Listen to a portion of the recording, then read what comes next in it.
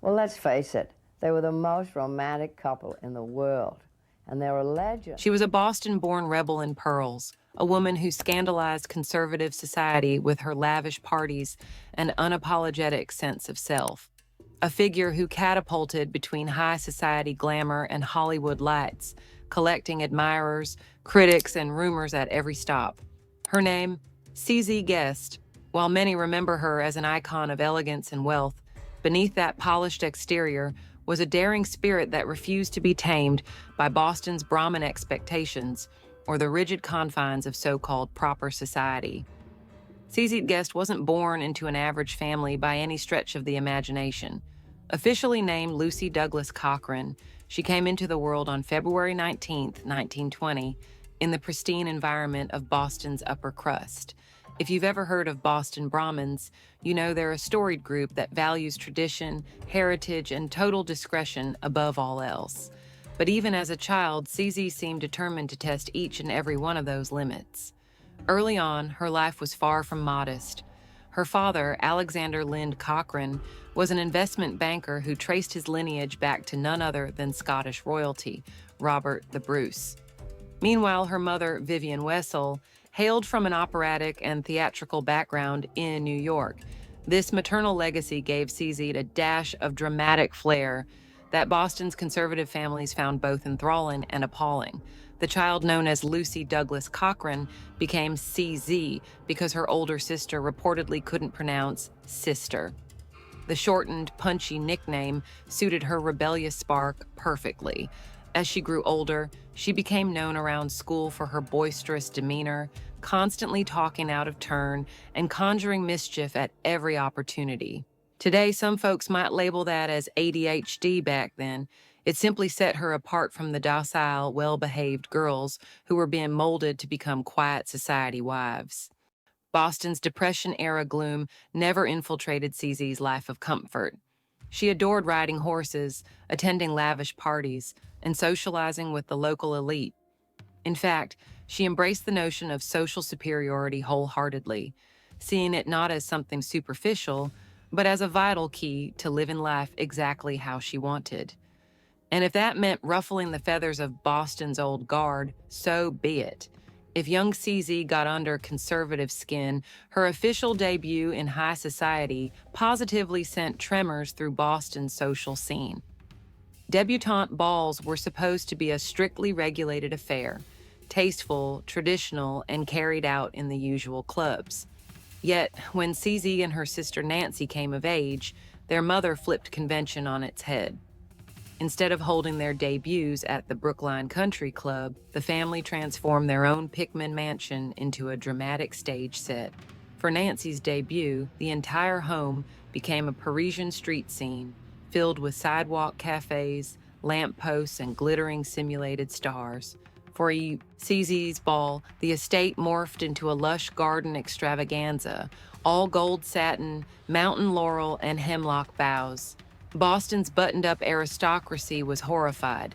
How dare they depart from the tried-and-true formula? Making matters even more scandalous, the parties roared on until the break of dawn, fueled by dancing, music, and an endless flow of refreshments. Boston's upper crust was used to tamer gatherings that wrapped up at a more civilized hour. But for c.z.'s family, pushing boundaries and ignoring stuffy guidelines was half the fun. Naturally, the newspapers ate it up. c.z.'s name started popping up in the society pages, showcasing her flair for the theatrical and her disregard for playing by the old rules. If there was an event in the city, you could expect to see her front and center, commanding attention with her stunning looks and irrepressible charisma. Even rumors that she was too friendly with college hockey players and Boston Bruins athletes did nothing to slow her down. In fact, the gossip seemed to energize her. She was soon labeled everything from headstrong to indecorous, but that public scrutiny only added to her mystique. Chasing stardom in Hollywood and Broadway. As the glare of war spread across the globe in the early 1940s, young c.z. decided to volunteer with the Massachusetts Women's Defense Corps, proving that even a rebellious socialite had moments of civic duty. But she wasn't about to let a national crisis stifle her dreams of fame. Taking full advantage of her striking looks, she secured a theatrical agent and, for a brief moment, stepped into show business. She started on stage, even taking gigs like working as a magician's assistant. Before long, she was discovered by producer Lee Schubert, who swept her into the chorus line of the famous Ziegfeld Follies on Broadway. This was a strategic move on Schubert's part. Having a bona fide Boston socialite in the chorus created a buzz. True to form, c.z. reveled in the attention, until she got bored. Despite the glitzy opening night, the constant grind of rehearsal life just didn't hold c.z.'s interest. After a couple of months, she moved on, becoming an understudy in a comedy, although she never performed the lead role. Her brush with Broadway might have been short-lived, but it was enough to capture Hollywood's attention. So off she went to Tinseltown, signing a film contract with 20th Century Fox. There, she rubbed elbows with notable producers like Daryl Zanuck and indulged in the glamour that came with being a rising star, attending exclusive parties, mingling with big names, and fueling rumor after rumor. She was linked romantically to the dashing actor Victor Mature, an affair that gossip columnists devoured. Then there were the wisps with Errol Flynn, who was married and nearly twice her age. The sensational coverage only soared. Yet behind this brilliant swirl of cameras and attention, c.z. felt stifled by the day-to-day process of movie making. She reportedly hated the tedious audition process, disliked the retakes, and wanted to skip straight to the fun, parties, and social events. After a single uncredited role in the movie Diamond Horseshoe, she announced she'd had enough and walked away from the film industry. Scandal followed her even as she made her exit. Almost immediately after leaving Hollywood, she fled to Mexico City, where she took up with a famous bullfighter, fueling more salacious talk. She also caught the eye of none other than the legendary artist Diego Rivera, who convinced her to pose nude for a portrait. Ever the provocateur, c.z. agreed without hesitation. That painting later hung in a local bar, to the shock of refined sensibilities on both sides of the border. And they love beauty and elegance, and that's what they strive to do, to make people look good. The scandalous romance with Winston Guest. While she was gallivanting around Mexico, an eager admirer across the ocean set his sights on c.z., Winston Frederick Churchill Guest. Heir to a massive fortune, Winston was distantly related to Britain's Winston Churchill, but had grown up in both England and the United States. Educated at Yale and Columbia, he was the epitome of a certain brand of old money sophistication. With good looks and top-tier breeding, Winston was precisely the type of man the Boston elite would have handpicked for someone like c.z., if only she'd been the demure socialite they wanted. But c.z.'s rebellious streak was still alive and well. She saw in Winston a partner who could provide stability without clipping her wings. They both loved sports. He was a polo champion, world-class tennis player, and avid sailor who'd once scoured Cuba's coastlines with Ernest Hemingway in search of German submarines. Despite Winston's aristocratic polish, he insisted on maintaining a certain level of privacy and decorum. He loathed public scandal and might have hoped his marriage would calm c.z.'s restless spirit. They wed on March 8, 1947 at Hemingway's Cuban estate, with Papa himself serving as best man. The ceremony was small, exclusive, and brimming with easy glamour, just the sort of event that made old Boston families nod in approval. But behind the gilded image, tension brewed. c.z. was still enthralled by public attention, while Winston detested it.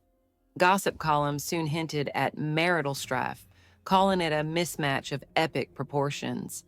c.z. had admitted on more than one occasion that she believed in affairs. Everyone in her social circle had them, she claimed, but insisted that marriage was for life. So she stuck it out, and the couple eventually learned to coexist with a veneer of politeness. They might have been civil to each other, but genuine warmth sometimes seemed scarce. For both of them, that was just how old money marriages worked: affairs, rumors, and high society taboos. As a couple, the Guests became the toast of the social scene, hosting exclusive dinners and gracing the most elite parties in New York and beyond. CZ's flair for style was legendary. She favored understated but eye-catching outfits, famously wearing moccasins and a modest tweed skirt in 1950s, Paris when every other woman was sporting Dior's extravagant silhouettes. This ability to command attention through pure confidence earned her spots on countless best-dressed lists. Her personal life, however, remained a magnet for speculation. Gossip columnists whispered that the guests were more roommates than lovers. Talk of outside romances persisted, each rumor more scandalous than the last. Winston turned a blind eye to most of it, as was customary for his social set. Meanwhile, CZ had her share of flings, though nobody could quite pin down which stories were real and which ones were pure tabloid invention. One rumor that constantly bubbled up centered on that nude portrait Diego Rivera had painted in Mexico. Supposedly, Winston purchased it to keep it hidden away in a private room, deeming it unseemly. After all, a nude portrait of one's wife hanging publicly was beyond the pale for an aristocrat who prized his social standing, but the painting itself never disappeared. If anything, it became a piece of living lore, a symbol of CZ's spirited refusal to live quietly in someone else's shadow. Rather than recoil from the controversy, she seemed to take it in stride, brushing aside any scandalous talk with a witty remark or a shrug. Her circle of friends was equally storied and sometimes controversial. Truman Capote, Salvador Dali, Babe Paley, and various European nobility. In these circles, extramarital entanglements were almost a given, provided no one made a fuss about it. From wealth to financial woes, but beneath the surface, the gilded lifestyle was beginning to crack. Winston's investments in aviation faltered, leaving him saddled with daunting debts. Suddenly, it wasn't just the rumor mill that threatened the guests, it was the real possibility of financial ruin. Because maintaining appearances was paramount, Winston quietly sold off precious antiques, priceless paintings, and even entire properties to stay afloat. Eventually, the facade collapsed enough for federal agents to show up at their estate, tagging artwork and furniture to be sold at auction. Ever defiant, CZ tore off the tags, unwilling to let the outside world see her family's humiliating predicament. When that didn't solve the problem, Winston tried spinning the asset sell-off as a whim. He claimed he wanted to buy more silver, so obviously something had to go. It was an old money dance, but the forced auction, raising around $800,000, made headlines. Their 300-acre property on Long Island, which CZ loved more than anywhere on Earth, also had to be sold. Ultimately, they downsized to a 15-acre estate, by most standards still grand, but a world away from what she'd once taken for granted. True to form, the couple never publicly discussed these stumbles. Instead, they threw themselves back into the social swirl, as though nothing had changed. Finding solace in gardening and reinvention. It was an unexpected twist that led CZ to her next great passion. In 1976, a severe riding accident laid her up and forced her to slow down her equestrian pursuits. Left with time to fill, she turned to gardening, something she'd always admired but had never truly thrown herself into. Thus, the final act of her life, her reinvention as a gardening and lifestyle expert, took shape. She began writing about her newfound interest in columns for the New York Post. Those columns proved so popular that they were soon syndicated in hundreds of newspapers. She'd found a fresh identity that wasn't purely hinged on old money or her rebellious youth. Along the way, she authored multiple gardening books, one illustrated by Cecil Beaton and with a preface by Truman Capote. She favored organic practices long before they became trendy, and she wasn't shy about sharing straightforward, practical tips that even a novice gardener could follow. In a sense, she'd discovered a modest, down-to-earth passion, yet she never surrendered her refined aesthetic or her love of hosting small, ultra-exclusive dinner parties. CZ's husband, Winston, passed away in 1982.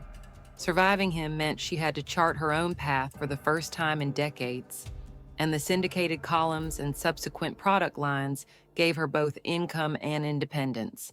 Occasionally, she still made headlines with an off-the-cuff remark about social class or her brazen retort to an interviewer who asked if she was rich. In typical CZ style, she fired back with a deeply personal question of her own, proving she hadn't lost her flair for turning the tables on people who dared to poke into her private life. As the years rolled by, her garden-based ventures continued to thrive. She curated her own line of products, everything from insect repellents to specialized tools, and even managed an early website where she shared tips on everything from carrot cultivation to orchid care. No matter how far she seemed to drift from her scandal-filled youth, one could never forget her origins in that shimmering, often unforgiving social stratosphere. Her eye for elegance and style never left her. She merely applied it to garden layouts and landscaping instead of ball gowns and society luncheons, legacy of a true original. When c.z.guest died at her old Westbury home in 2003 at the age of 83, she left behind a complicated yet captivating legacy. She was, to some, the quintessential high society beauty, impeccably dressed, always gracious, and surrounded by an air of exclusivity. To others, she was a persistent rebel who never completely tamed her wild streak, pushing back against the suffocating traditions of Boston Brahmins and the unspoken rules of wealth.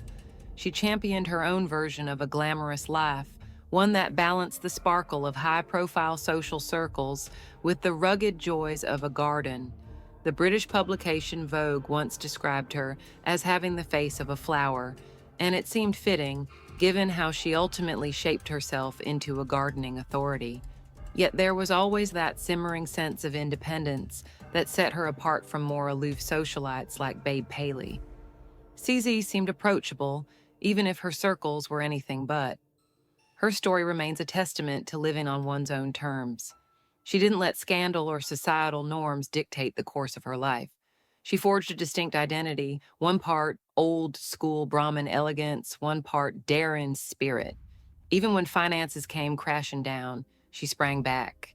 With creativity, forging a new brand as a lifestyle guru.